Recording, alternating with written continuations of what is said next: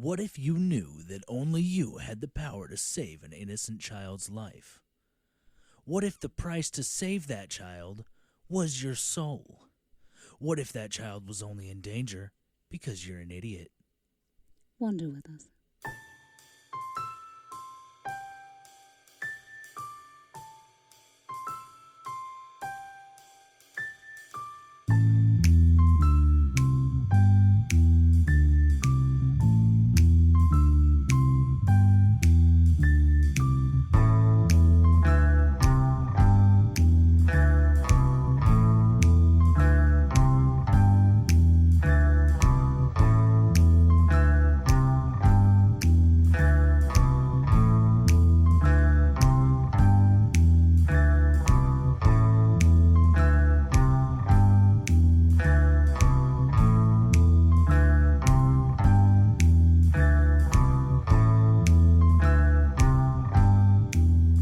I'm Bethany, And I'm Connor. and this is Wonder with us.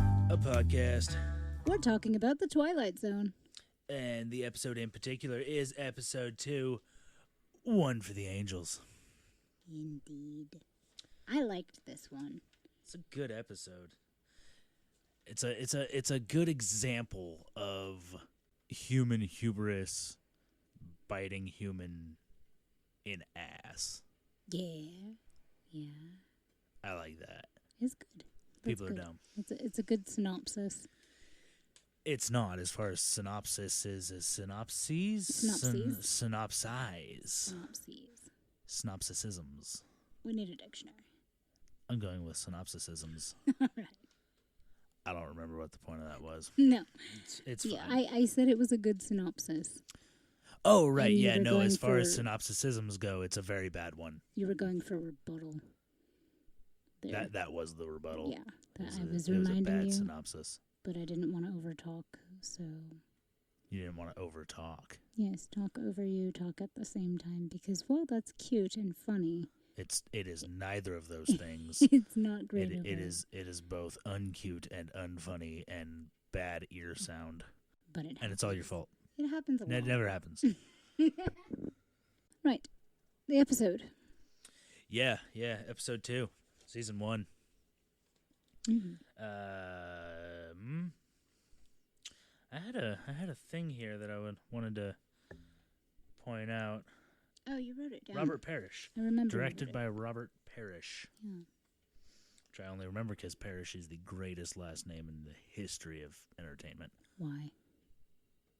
Because the Parrish family. I don't know them. The Parrish family that perished. But also, I mean, to be fair, this is the first time I'm watching The Twilight Zone, so... It's got nothing to do with Twilight. It's the It's Jumanji. No, I'm saying my scope of references. No. Pop culture No. references that I No. should No. You don't get to backpedal and ignore the fact that you just said you don't know who the Parrish family from Jumanji is. I also haven't seen Jumanji in its entirety. Dead to me. Well, I'll be filling out paperwork this evening. You'll be hearing from my lawyer. you're going to have to wait till 9 a.m. No, my lawyer's on Just- retainer. I've been waiting for this for a year. Oh, yeah? Okay. So this episode follows a gentleman by the name of... Lou Bookman. that's the one, played by Ed Wynn, Yeah. who was at the time a stand-up comedian, I believe.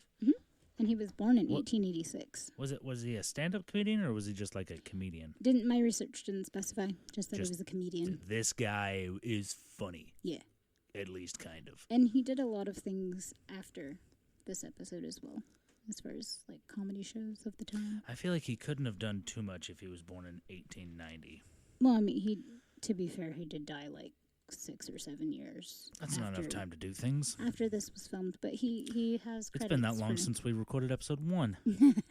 he has a few credits to his name as far as being in other things, and I didn't actually think to write them down. So he's not somebody that I'm familiar with I've never seen it before. Obviously, prior to this episode. right? But, yeah, I don't know. He was apparently funny. Yeah, they Not in thought this so. episode. Not in this episode. He did have the walk, though.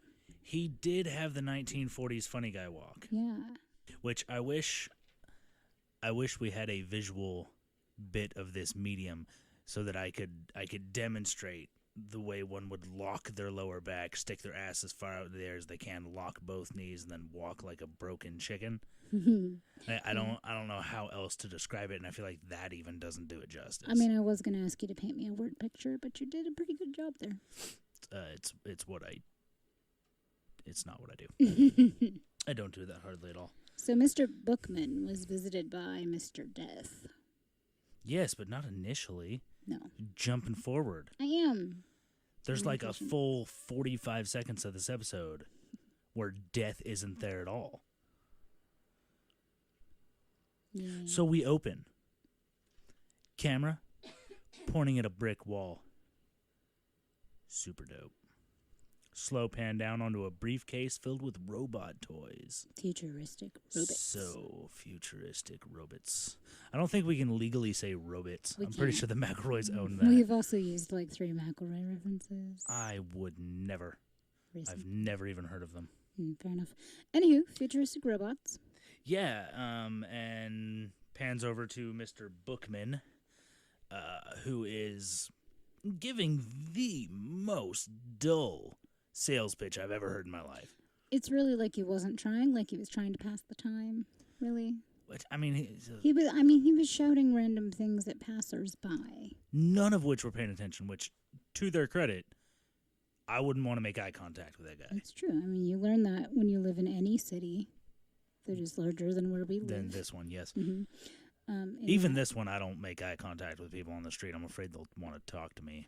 That's fair. And I mean, especially if they're selling... It's like the mall. The mall is a good example of that. And the kiosks and the aisles, like, you don't... Eye contact is how they rope you in. You don't do it. Because you make eye contact and suddenly like, oh, you're looking. Now I know you're looking. And I know that you don't want a confrontation, so you're going to keep looking as long as I keep talking, because it would be rude to just walk away, buy my stuff. I'm pretty notorious for making eye contact, smiling, and walking away as I'm keeping eye contact. Yeah, you're a monster. I know. I don't do that. You get sucked in? No, I look at their shoes. Oh. Like I spot those people from like half a mile away. Yeah. Because you can smell the stink lines coming off of them. They've been there a while. Exactly. So as I'm approaching, I will start looking for things to direct my attention at. And 9 times out of 10, because it's a mall, there's nothing of interest within like 50 feet of them. Well, because they intentionally put them in the aisles where there's not even a window usually. Yeah, no, they're just standing out there like street hawkers. Yeah. Like filthy wizards selling filthy illegal products after Voldemort took over. Peddlers, would you say? No, I would say hawkers because it sounds far more insulting. I do like that. That was actually the common term that was used in the late 40s and into the mid-50s. Hawkers or peddlers? They were called hawkers. And peddlers became more of an American colloquial thing. Leave it to Americans to make things that are disgusting sound less dirty. Right, because in the UK, they were known as hawkers. And they actually got into a fair bit of trouble in the mid-50s with that being considered an occupation because of the economic rise and fall of the industry. Like, businesses were essentially getting real ticked off that, like, these guys are undercutting our prices and taking our customers, and they're not even real merchants, and so that became a thing. Right, well, I mean, it's easy to undercut when you have no overhead. Yeah. Which is why occupations like Mr. Bookman's were pretty popular. There's a cultural reference from the 50s. There's a lot of those because that's when it was filmed. Hey. Pardon me while I take a drink of my Pure Leaf sweet tea, not a sponsor yet. You stole it from me. And Mr. Bookman was pretty beloved by all of it would appear all of the children in the surrounding area. Yeah, the adults didn't seem to have like a sliver of attention to spare this man, but every under 13 in the neighborhood. When you can't even say it was just the neighborhood, because everywhere he went, except for that opening scene, everywhere he went, there was always children. And then, like, we see the majority of that in a neighborhood. This is true, but they're always around him. And I mean, who wouldn't be if you're under 13 and dudes selling robots? Like, come on. Oh, you guys listening can't see. I'm raising my hand and finger because that dude's a creepy dude. That's not even fair. He's not creepy. The children that surround him are far creepier. They are. Because they're children and gross. Children in film, in particular. Always Children in black and white are just terrifying. Creepier. I don't like it. Like, their souls are just missing when they're in black and white. So, from the street shot of him... Right, we're talking about a show. Yeah. From the street shot of him doing a terrible job of trying to attract attention, we see in the background a dude in a suit. Dude in a black suit. He is also, production note, one of two people in black in that opening shot. So he stands out because Mr. Bookman always wears a white suit. Anytime you see him in black and white film, he's wearing a white suit. Dr. Death, or Mr. Death. Say not a doctor. Wrong reference. Mr. Death was in black. Always. Yes. You can edit that in post. No, I will not. And that was played by Murray Hamilton, who played Death in this particular episode. So yeah, we open with the super uninteresting panning shot onto a suitcase. We move on to a super less interesting sales pitch to an uncaring public. And then the narrator begins speaking, who we don't find out till a little bit later. That is the voice of Death himself narrating to himself for us. Yeah. And he is essentially just speaking information about, Mr. Bookman, Lou. We also had, and this is sort of unrelated, but we did have a little bit of a debate as to whether or not the actor who plays Mr. Death was in fact a cameo of Rod Serling. Don't at me. I thought it was Rod. I did too. Well, I mean, I brought it up. I was like, is that a cameo? Because that's what I was looking for. And we had to, like, zoom in and pause. And no. The ears are wrong. The chin's wrong. The eyes are wrong. The face is wrong. It's not him. The eyebrows are wrong. Don't at us. So anyway, the eyebrows were far less full and voluptuous. This is true. You were saying? We have our first fourth wall break of the series, episode 2. They held out for one episode. Good on them. Only in that when Death finishes his monologue at the beginning of the episode, he then stares into your soul through the camera. Which was really well done on the actor's part. It was well done, I imagine, for then. Because, like, by the time I had seen Twilight Zone, I had also already seen, like, Days of Our Lives and several other terrible daytime TV shows. I'll take your word for it. All of which use, like, 19 fourth wall breaking camera soul stares an episode.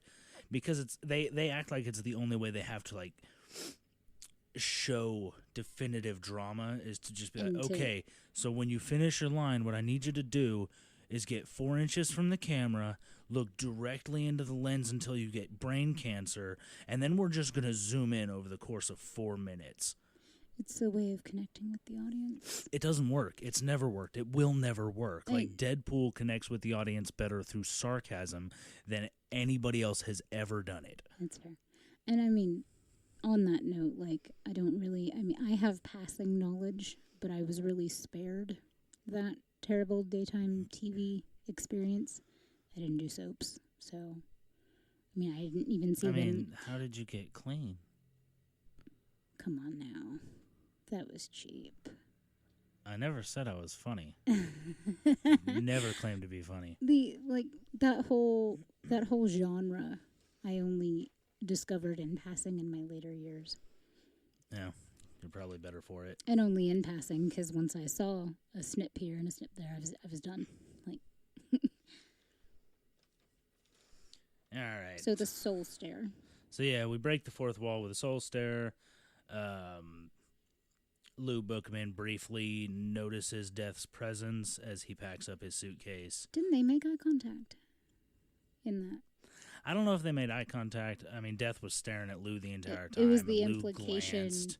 that he looked and passing noticed him. Yeah, and it wasn't even technically an implication. Like, he directly references it in the next scene, but yeah, I don't know. I mean, an implication as far as the visual effect goes, because we couldn't see his face and therefore don't know if he was actually making eye contact. That's beside the point.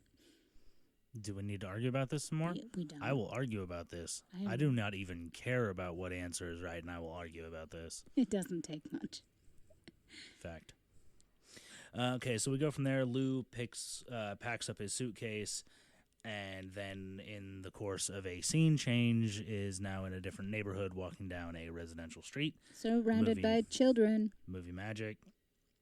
Surrounded by children. There are, I believe, 6 children who wind up sitting on the steps of his apartment with him. Very aesthetically arranged. Perfectly normal. Lou ends up giving 2 of the children some free toy robots. We find out later why they were free. He gets inside his house, waters his plants. He's a simple man. It would appear he's a simple man. Simple but cluttered. The best of us are. I'd like to make a note that he watered his plants. Yes. Very, very caring individual.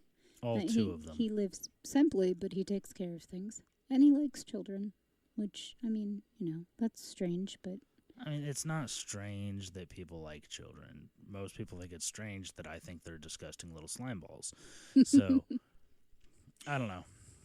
Maybe it's weird, maybe it's not. At no point in the show do we see him touch any of them. I'm sure it's fine. Whoa. Do I need to cut that in post? That was a little too far. Yeah. Yeah. I disagree. Do we need to argue about this? And we don't. Continue. Should I make a Michael Jackson joke? Please continue. I'll make dozens of Michael Jackson jokes. I was simply commenting Alleged Michael on Jackson the jokes. state of his apartment. That's all. Continue. So yes, he waters his plants caringly. All 2 of them. The apartment is semi-cluttered, but mostly... Is it weird to say it's cluttered but organized? Because it looks very organized, but it is cluttered. No, he lives simply. So he doesn't... I mean, he has a lot of things, but they're all in order, so it doesn't look like a lot of things. You know what I'm saying? No, not even a little bit. Like this studio, for example. I will kick you out of this studio. You be nice to this studio. Simple, but I have literally dumped organized. blood, sweat, tears, and a little bit of urine in this studio. It was a long night. Don't worry about it. At least you washed the seats, right? Moving on. So, upon finishing the watering of his plants, he looks up to find Death, who was previously standing at the top of the stairs where he was selling, is sitting in a chair. And he is undisturbed by this. Yeah, thoroughly undisturbed to find this man in his house. He frankly, very briefly asks him a question. I think the question was, "How'd you get in here?" It was more Not, of like, "What are you oh, doing hello. here?" Yeah, it was very unperturbed to find a strange man in his house. Maybe that's just the vibe Death gives off. I don't know. That was the most disturbing part for me, I think. About the entire episode, yeah. Well, yeah, and just Although that's his a reaction. that's a reoccurring theme. It is. But, I mean, the initial reaction of watching him and his interaction with Death that very first time, like, that was super disturbing. Because he was like, oh, hello, you're here. What can I do for you? Hi, you're in my apartment. Would you like to buy some stuff? Right. Like, he immediately tries to go into a sales pitch to this stranger who appears to have broken into his home. Which, I mean, hey, we all need a quick buck. Death informs him that he's not the buy-in type. Rattles off all of Lou Bookman's personal information. From a notebook. Yeah, from a notebook that he's been jotting in the entire episode so far, including name, date and place of birth, occupation, and the same information for Lou's parents. And he still didn't think that was strange. No, He's like, he seemed super fascinated. Are you a census taker? Like, yeah, he seemed genuinely interested that this guy had enough information to open 19 credit cards and put in a loan for a house under this dude's name. Didn't seem to bother him. So let's see. He then mentions that Lou Bookman's departure is scheduled for midnight. And that's just kind of breezed right over. Like, that would catch my attention. And departure. Yeah, And he moves on. Just kind of moves on. There's a knock at the door. It's the female child that he gave one of the free robots to. Maggie, thank you. Who is 9. And is there to request that Mr. Bookman fix the piece of shit broken robot he gave her, because 4 minutes after he gave it to her, it's now broken. But, I mean, when he did fix it, he explained to her that it was just a thing that she had turned too far. Yeah, so she really, was pushing in the knob while she was turning it because she's an user idiot. error. Idiot child. Deserves to die. What? So we find out immediately after that death cannot be seen or heard by the child. The child thinks that Lou is playing a game. Childish game. I really liked that interaction. And, Did you? And just say, yeah. Because Lou kept trying to direct her attention. You know, now, mind your manners. You going to say hello to the man? What man, Lou? And he's like, you have that moment where he, like, gives the camera that stare. And if they had added music at a higher volume at that point, it would be a dun-dun-dun moment. And we didn't get that. So they go back and forth. And then Death, like, informs Lou that she can't see or hear him. Right. And at this point, Lou still has no idea. No clue. Completely oblivious to who this intruder, this burglar, potentially, this criminal who broke into his house is, and still doesn't seem to mind. No, and when Maggie leaves, well, aren't you going to say goodbye? Goodbye, invisible man. Like, okay. So I believe, if my notes are correct, the exact words that Death used were, "Only those who are to join me can see me." Yes, that is correct. Didn't seem to click. Didn't catch it. Lou only realized who he was dealing with when Death impatiently reaches over and touches one of Lou's very well cared for flowers, and it immediately dies. Beautiful moment in my book. On that note too, though, he randomly vanished, like from where, like he turned around, he wasn't there, he was in a new corner, and Lou brought that up. He goes, "No, I've lived in this apartment for like 22, 21 years, something like that. No recollection of the number. Many years." He goes, "And you keep popping up in corners I've never seen before." It's like, huh. See, and I think that was the 1940s comedian coming out of him. Yeah. Because it wasn't funny, which is my first clue that it was a 1940s comedian moment. And second, these corners are all decorated. It was the 50s. You want to argue about this? It was the 50s. I don't even care about who's right. I will argue about this. I'm just point of reference. 50s. Okay, my wife is claiming that it's the 50s. I think she's right. As per the filming of the series, it's the 50s. Anyway, go on. Okay, then my argument will be Death states that he was born in 1890 and that he is now 61 or 62 years old, which would make it the 40s at the time of the show. Well, is my math right? I don't think my math's right. Hold, please. Check that. And it wouldn't surprise me because you are the mathematician of this. See, don't say stuff like that if my math might be wrong, because it's going to make me look like a twat. Well, this coming from your wife who has little to no math skills. I still use my toes to count things. So. Not going to lie, that's a little gross. 19. I'll go with 19. Well, I'm not going to go with anything. I can't work this calculator. So 1949 minus 1890 was. My math was wrong. It's fine. I'll cut it out in post. Okay. So he touches the flower dies, at which point Lou, it finally clicks in his head like, "You touched a flower. Flower was alive. Now flower's dead." You could see a light bulb. Almost burn out as it flickered to life-ish. But he realizes who he's dealing with. we find out during the following conversation that Death has a sense of humor and very little patience, which I appreciate. And a sympathetic side. I'm getting to that. I mean, if you were listing things, I wanted to get in on that. Oh, that's fair. So Lou requests that he, in fact, not die because he's human, and that's what we do. That's the human thing. Yeah. But I don't want to die. I don't want to die. I've only lived 60 years and used oxygen that everybody else needs. I don't want want to to die.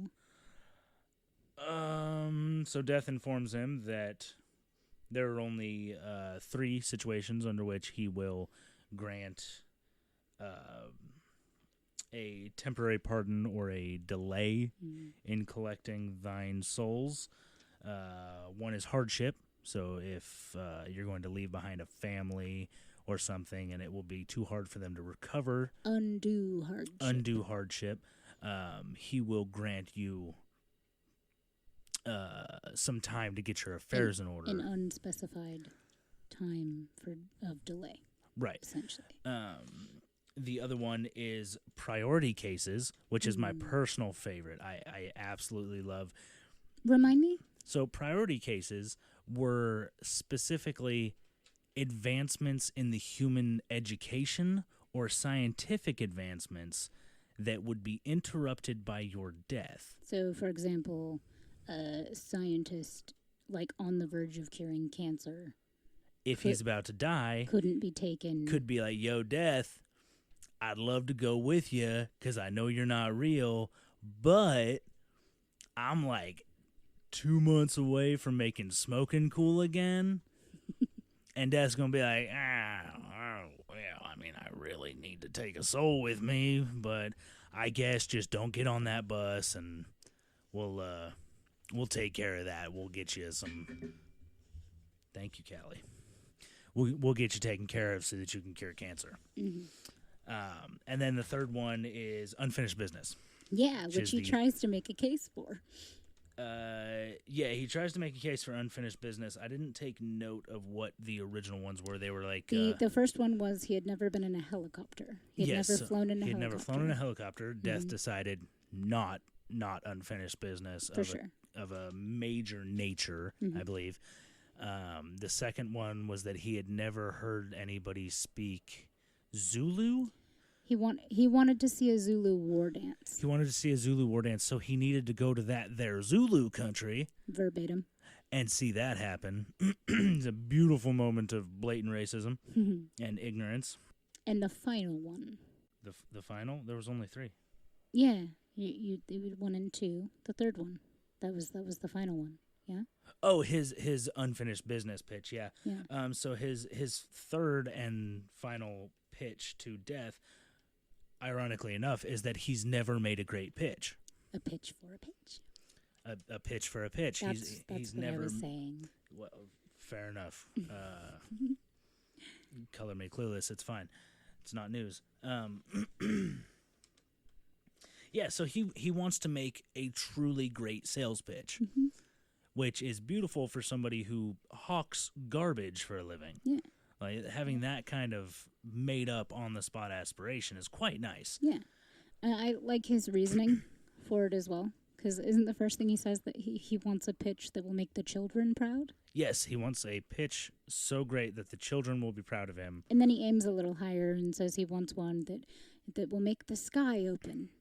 Significantly higher than the children, I think most would argue. The big one for the angels. Yes, which therein lies the episode title, which they're very good at blatantly throwing into the episodes. I like that. So Death initially denies his request after seeing the very exaggerated sad look on Lou's face. Because he follows it up with when he says one for the angels. He follows it up by saying that he's never made a pitch quite like that, and it would give him some sense of accomplishment in all of his years of doing what he does. He's never felt like he's truly accomplished anything. And it was on that note, followed by his incredibly morose look, that Death gave in. Right. His soft spot comes into play. He grants him the delay until the pitch is made. Lou informs him that it'll be, maybe Soon. a year. Soon. Maybe a month, maybe a year soon, maybe 2 years soon. And then he makes the biggest amateur mistake in cinematography history, the repeated terrible mistake. Death walks out the door, because Death be polite, likes to use the door unless he's breaking into your house. When he's leaving, he'll use the door. He's already here. Why not be polite now? Sure, if he can be-da-do into a room, Sure. why not use the door when you leave? But as Lou is closing the door on Death, he informs Death that he's got no intention of ever making another pitch in his life, so Death can't take him. After he made the bargain with the being who magically be-da-doed into his room and moved around. Acted like closing the door was going to seal this deal in blood. Yeah. Humans are fun. We are so dumb. He admits out loud to Death that he has bamboozled Death. My words, not his. I love that. It's such a great word. Death reappears in his house to speak with him about it because Death don't cotton to that. Yeah, that's not how that works. That's not how that be. And then Lou tries to outrun Death by running down like 32 flights of stairs. I did comment on that when we were watching it, that in like a typical horror film scenario, they'd be running up the stairs. He's running down the stairs to get away from Death.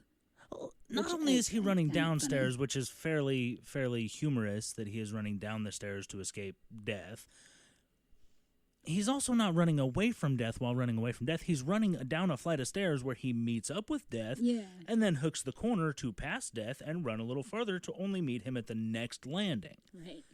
And then he just continues this all the way down. Like, oh, he didn't appear, 3 or 4 different places in my apartment, obviously. Obviously my overweight 60-year-old ass can outrun this man. This man that is not a man, this man that is beyond death, this man who is the angel of the thing that is here to collect me. Trying to outrun the angel of death. And maybe that was supposed to be a metaphor of Lou trying to outrun Death. I doubt it. Like, I'm going to go with it because it sounds good, but it wasn't directed by Serling, so I doubt it. It might, it The could great just be... dad brain daddy. What was that again? The don't worry about it. It's fine. I mean, it could have been just what the director... Who was it again? The director? Director on that one was Robert Parrish. So it could have been just Parrish's take on, or his interpretation of Serling's writings, because he wrote all of them. And it could have just been... I believe he wrote most of them. I don't think he wrote every single one. I think in the first season, because all of the end credits, well, the 2 that I've seen so far, all 2 of them say written and narrated by Robert Serling. Fair enough. So I don't pay attention to the credits, as you know. So where do we go from there? So he's outrunning Death down the stairs. Yeah, he's trying to outrun Death. He eventually is stopped by Death at the bottom of the stairs, and by stop by Death... In the doorway. And by stop by Death, I mean he just stops running. Yeah. He just stops running from Death. Well, and Death blocked the door, too. Right, but I mean, he's Death. He could have... sideways blocking the door. He had been running from Death for 92 stories. Like, the fact that he didn't have a heart attack was incredible. Yeah. Whatever the case may be, he stops at the bottom, right in front of the door. The beautiful escape that is the outside world. Mm-hmm. And Death informs him that it's not going to work that way, that if he won't go with him, he's going to have to make other arrangements. Yes, there will be consequences, and that he has to take a soul with him either way, which suggests that Death was planning this, whether he tried to bamboozle him or not, and just wasn't going to tell him. That's his job. For sure. I mean, he's Death. Like, why would he have to explain himself to us? And that he's already chosen his alternative, at which point we hear tires screeching. Yes. And people screaming. Didn't he say that he had already made other arrangements, or that he was going to have to? He said that he would have to pick another, and I'm paraphrasing because I don't remember his exact words, Yeah. but I know he said that he was going to have to find an alternative, and that he had made his decision on that. And then immediately followed by tires screeching. And then we got tires screeching outside. Mm-hmm. So Lou runs outside, and to nobody's surprise, including the child's, Maggie has been hit by a car. Mm-hmm. Maggie looks great for a child that had just been run over, by the way. For sure. Like, It's very angelic. I hope I look that unrun over, Serene. just that sleepy, that incredibly intoxicated. Production note. Thing Let me have it. that we had discussed about the lighting, because it's a black and white film. They use lighting in a lot of ways, and you had coined a phrase in that death lighting that I hadn't caught before, and I actually had to rewind it and go back and look. But at the point where Maggie is hit and Lou comes out, there's a definite change of lighting. The light dramatic that was on her face. Like, it's like they just shut off the key light on set. Yeah. Like, they left all the background lights on and just shut off the key light that was on just on for Maggie. a moment. Very briefly. And then... But dramatic. Yes, dramatic. And then... And then... Lou, who's that man? Chills. I mean, not this time, but like 8 years ago, the first time, Yeah, like for sure. mild chills. I think I was I drinking. got chills. But it was your first time. I wasn't drinking. It was your first time, though. That's true. But yeah, so then Lou is like, does the dramatic look over his shoulder, looks you at can Death, see him? looks back at Maggie. You can see them, man. And Lou does what all good people do. He runs to Death. He begs Death, I've made a mistake. Take me, not the child. He did say she's only 8. She's only 8. I've lived a great life of 112 years. Death disappears without saying anything. Death is brutal. Dude is almost Dumbledore level style and just dipping out. Whoa, now. For that time, I suppose. So, yeah, you could put him on For that time. uneven kill with Dumbledore for that time. For that time. Yeah. I have no For that time. I have no argument here. That felt like an argument. Do we need to argue about this? We don't. All right, maybe next time. Okay, so then this Suddenly, we're in a house that's full of people. Maggie's on a bed. There's a doctor there. Lou's there. We get no information on how long this took, how long it's been. Just the lighting changed again, though, so it had to have some time passed between the accident and this because it's the surrounding it was lights dark. nighttime. Yeah, it was alleged nighttime at this point. Yeah, Doc says she's not doing great, and they'll know for sure by midnight. Mm-hmm. Oh, snap, midnight. It's almost like it was planned. So, because Death did not pay any mind to Lou's pleading for, take me instead, I'll go with you willingly, like, we don't have to wait, we don't have to delay, I don't care about the pitch, like, just, don't let her die, don't take her with you. He, is sitting on the stairs, waiting for Death. After the scene passes, when we see Maggie in bed and Doc says it's midnight, Doc leaves. Sorry, Yes. I should have given a little more context. No, you're good. But Yeah, he's he sitting mentions there that waiting. he's just not gonna let Death in. Sure. And he does that by sitting on the steps. Yeah. 12 feet from the door. Yeah. Beautifully. Not as effective as blocking the doorway. It wouldn't be effective at all. I mean, he can beat a do. Death can just beat a do past you. Could. But he's very particular about timing, so he wouldn't beat Adu into the room until it was time. Exactly. At which he tells Lou that he has to enter the room at precisely 12 o'clock a.m. Mm-hmm. Midnight. Mm-hmm. Imperial time. So Lou then jumps into action. Oh, Lou. Lou, you clever man.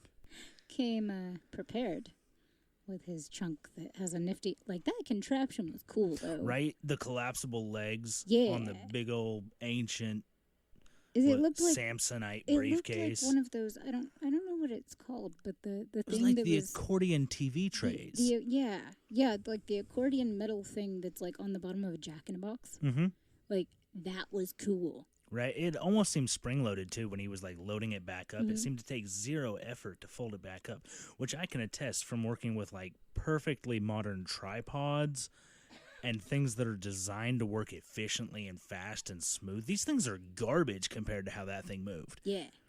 I mean, it was Like, that thing moved like it was on ball-bearing tracks that had recently been greased. super well So oiled. smooth. Anyway, Yeah, our so- brilliant man Lou, Comes super prepared, Johnny on the he's spot. got a plan. Pops it up. And Death is also, at this point, sitting on the stairs. What happens next?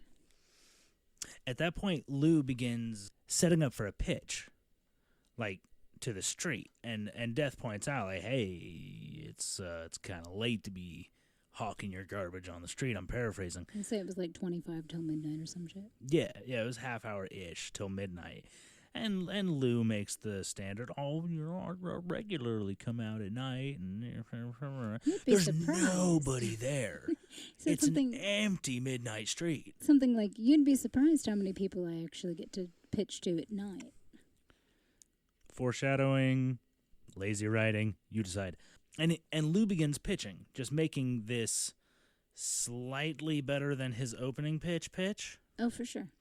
Uh, I mean, the, Like, it's the not good. initial, Yeah. the initial is just, he has more, what's the word? Like, there's more fervor, more some passion. gusto Yeah. to the pitch to the empty night street. Yeah. Ladies and gentlemen. And Death's just kind of sitting there, kind of sardonically, just like, Just serene, well-spoken looking, Amused. clean-cut, mildly amused. Yeah, I particularly enjoyed the look on Death's face when he started his pitch because his body was turned towards the street, trying with fervor to pitch was it ties that he had first? Yes. Like silk ties or something. Yeah, which he demonstrates for Death by asking Death what it looks like. Mm-hmm. And Death says, It's a it tie." looks like a tie. So, well, feel it. Death takes it in his hand. Lou immediately rips it from his hand. Yeah. Violently. Just, you are not allowed to touch this tie. This is my tie, Death. Don't you dare. I told you to do it, but don't you dare. Or do you get off touching my tie? So Ugly tie, much by the way. drama. Absolutely hideous tie. I didn't pay attention. Holy God, was that tie ugly. I wouldn't wrap up a wound in that fucking tie. To it. Really? Depends on the wound. But he says it's a tie, feels like silk. Goes into Intro pitch. Yep. The faux silk. Goes into the big thing about the spool of and how many trips. I wish I would have written it down, but he was talking about the particular silkworms that make this tie have to take, they have to cross the ocean like 4 times to get enough silk for one spool. The silk can't be imported to America, so they fly individual lengths of it tied to the feet of That's specially what it trained was. pigeons. It takes multiple trips, hundreds of trips and birds to get a single spool of this. Never mentions how they connect it into a single spool, but we're not going to question that because good on you, Lou. Movie magic. Oh, man. And at this point, the camera is jumping back and forth with enough rapidity that I am mildly uncomfortable with how quickly it's moving. And it is moving between Lou making his pitch about fake silk convincing enough to fool the ancient Chinese, and then to Maggie Mm-hmm. in her bed looking super ill and just ready to die, over to her clock, which every time it clicks over is like 3 minutes later, 4 minutes, 5, 12 minutes, whatever the case may That was be. beautifully done. It was very well done. I particularly liked that they had muted Lou. So in that back and forth, you just see him like feverishly like selling this thing, but only his mouth is moving. Only his mouth is moving and nobody's paying attention. Right. Like there's a dude on the steps behind him listening, but there's nobody in front of him. Yeah. He is pitching to the empty air. Yeah. Trying to make the sky open. Right, yeah. And after the camera hits the clock, the camera is flashing back to Death's face, sitting on the step next to / behind Lou. And every time the camera hits Death again, he's a little more disheveled. Yeah. Just Paquito, a little bit of hair at a place, a little bit of sweat on his face. I Eventually, believe- it's a Superman curl of sweaty forehead hair. very popular for the time. Oh, absolutely I hideous. believe the term that I used was that he was enthralled. They were trying to portray that Death was becoming enthralled by this pitch that was just amazing, and he couldn't stop listening. And I believe that you are correct, that is what they were trying to convey. Yeah. What they conveyed, at least to me, was that Death really needed to poo. Like, he knew that he couldn't leave because he had this appointment in like 10 minutes. But holy God, should he have not eaten Taco Bell, not a sponsor, before he went. So it's either between him having a nervous breakdown, by all appearances, or really needing to poo. I'm pretty sure he needed to poo. Let's just stick with mine that he was super enthralled. Okay, we'll stick with yours that he was super enthralled and needed to poo. And then? And then he poos. No, that didn't happen this time. That was probably in the director's cut. Possibly after end scene.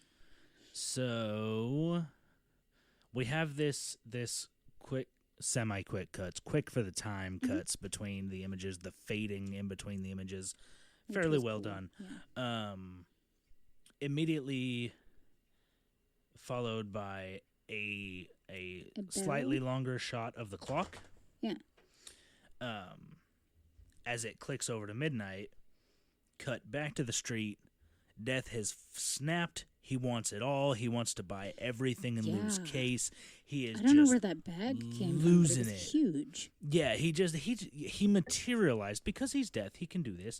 Materialized like a super large Costco style, thick plastic, kill the dolphins plastic kind of bag. Or like what I used to grocery shop, the TJ Maxx totes, not a sponsor, that are God no, super huge. I don't, babe. You can't just not a sponsor to somebody like TJ Maxx. I'm just saying, like, okay. I'm just saying, like, if Pure Leaf or Taco Bell wants to hit us, I'm like, yo, I heard what you said. I'm gonna give you some money to say some things about the Taco Bell Grande thing. That's cool. Right. If TJ Maxx emails and is like, hey, we really need you to push some of our old women's underwear No. to the I was viewing just public, talking about the totes that they're no longer selling. well, then don't worry about the sponsorship. I'm They're just not going to saying do it. They used to have and this is what I grocery shop with because it literally holds almost all of our groceries for like 2.5 weeks worth of groceries in one tote. Anyway, the point is, it was that size bag. It's a big bag that Death materialized and was like, give me it all.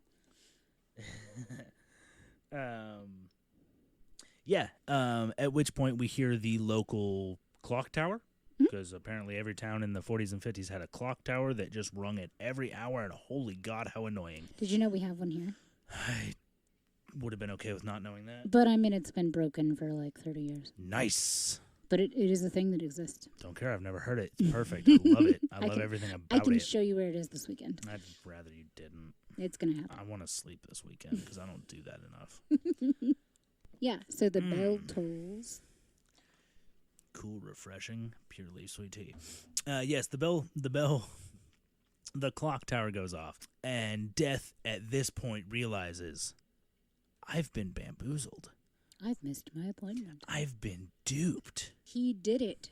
This ignorant man did it. This ignorant man. Death then goes on to describe with zero detail how terrible it's going to be that he missed his appointment. Ooh, can we Ooh. backtrack just a teeny bit? If we must. We've already been recording for like, holy God, I shouldn't have looked at that Don't clock. look at that. We that's the rule. We don't look at the time. But I just looked at the time, and I know how much cutting I have to do on this episode. Anywho, backtracking a teeny bit because it's important. Okay. Lou wraps up this pitch where Death is already I can't feverish. believe I forgot this. This is why you have a wife, baby. Is this why I have a wife? Nope. Anywho, my point being that he wraps up the pitch for the angels by offering Death his soul. Deal of a lifetime. And he does this so loquaciously. Like, as a literature major, I was watching this, former literature major. Bragging. I was watching this, and I'm like, he is speaking in the wrap up of this pitch, the way I used to write essays, you cramming as many words as possible into this sentence, all wrapped up to say, one-time offer not found in this country or any other. I'm about to show my ignorance. I don't know what the word loquacious means, but I am fairly certain it does not mean cram a whole bunch of nothing words around 6 actual context words so that you sound like a Shakespearean twat. Loquacious means simply that one talks a lot. A person who is very talkative. For example, me. I am very loquacious. I talk a lot. And that is what he's doing in this pitch. He is talking so much to stretch out that time, just 1 minute here, 3 minutes here, to get to midnight. And he wraps it up by offering Death his soul on a platter. On a platter. One-time offer. Won't find it anywhere else. His soul to be a manservant, I believe is the word he uses. Mm-hmm. And Death continues, how's that? like he didn't, like, yeah, he's like not twice he doesn't comprehending. quite catch on to what Lou is trying to get at, which I love that Death can be as oblivious as me. It is fantastic. That's cool. I think it was a good, like, tables turned moment where, like, Lou is completely dense throughout most of the episode, and then at the time of the pitch, how's that? What now? No, I mean, Death's got to be a little dense once in a while. Sure. Or just feigning Got to it. give him a break. No, he was so enthralled by that pitch that he it was just couldn't. it was so intense he couldn't keep his mind on the... Well, clearly he couldn't keep his mind on his job, which was to kill a child. He's not a good dude. To depart with a child. Come on now. He caused that child to be hit by a car. I will be the first to say I don't like Coinky-dink. kids. Winky dink? I think not. But I might be wrong. I didn't know what loquacious meant. The hell do I know? I don't know anything. You know a fair amount.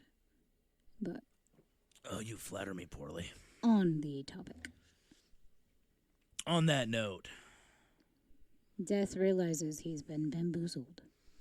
Yup. And then And Death and Lou Bookman walk down the street, sales case in hand, because you never know who might need something. he left it behind. Initially, but he went back for it. He said, oh, excuse me. Like, I'm ready to go now. Like, that was drop mic, done deal, ready to go now. And then he goes, oh, wait, excuse me. I forgot something.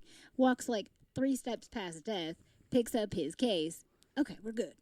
Because you never know who might need something up there. And then I like that, too, because up there, it was a question. Like, did I do it? And Death's, you made it. Yeah. That was smooth. And then they walk down the street like old friends. Yeah. Old friends that, of course, are one normal friend and one friend who walks like a chicken with his leg cut off. So he set out to accomplish something personal in the beginning, to make a pitch for the Angels. In his line of work, specific to him, something very personal. And he ended up sparing a life, accomplishing something greater. Or at least, that's my twist on it. I call BS. I call absolute BS. I like how it sounds, but it's absolute horse apples. He did not spare a life. He put a life in danger by being an idiot. By being selfish? I mean, use whatever you want. Like, I don't think it's selfish to not want to die. Well, no. I don't think that is a selfish thing. I think it's... But his initial request was, I need to do something great with my career. I need to make this big pitch. Right, but I don't think that was legitimate. I don't think any part of him wanted to make that pitch. I think he was looking for the opportunity to live forever. I did not personally get the impression that Lou is an inherently bad person. Well, no. But I think he is a person that thought he had outsmarted the Angel of Death. So you don't think that his line to Death about making a pitch that not only would make the children proud and blah blah blah would give him a sense of like accomplishment because he's a real piss poor like street peddler? I'm sure it would give him a sense of accomplishment. Like, do you think he was not being genuine about that? No, I don't think that was inherently disingenuous. I think that it just wasn't as important to him as he made it sound. Okay. Like, the pitch he made to Death was not special. Mhm. Prior to the bit about selling his soul to what he was assuming was not Satan, which he could have been wrong. If movies had taught us anything, he very well could have been wrong. Yeah. With the exception of that bit, the final pitch, what we heard of it was, I wouldn't have bought that dude's garbage tie. Yeah. I wouldn't have bought one of his cheapo plastic wind-up robots or whatever other, like, back of the mall dumpster diving garbage resale business he was running. Like, the pitch was nyeh. At best, it was nyeh. Mm-hmm. At worst, it was boring. It just wasn't quite as boring as the first one. But he was very emotive. Got the face into it. He was born in 1890. Super expressive and bleh. His first acting gig was probably in a movie where the dude played organ live in the theater because they didn't have a way to produce sound. Yeah. All the same. It was, I don't know why you got me talking bad about fucking what's his name? well, About Ed Wynn. Like, you this got me is- over here talking bad about Ed Wynn. All I'm trying to say is that This is Louis your- Bookman was a dick. This is your, though super jaded, in your own words, perspective. I tried to give it a positive twist, and you wanted to argue about it. I did not want to argue about it. I couldn't not argue about it. You made Lou Bookman sound like a national hero. He was a national douche. That was my takeaway. Okay, fair enough. You are entitled to your takeaway, but your takeaway's wrong. Thank you for listening to Wonder with us. I've been Connor. And I'm Bethany. Thanks for listening.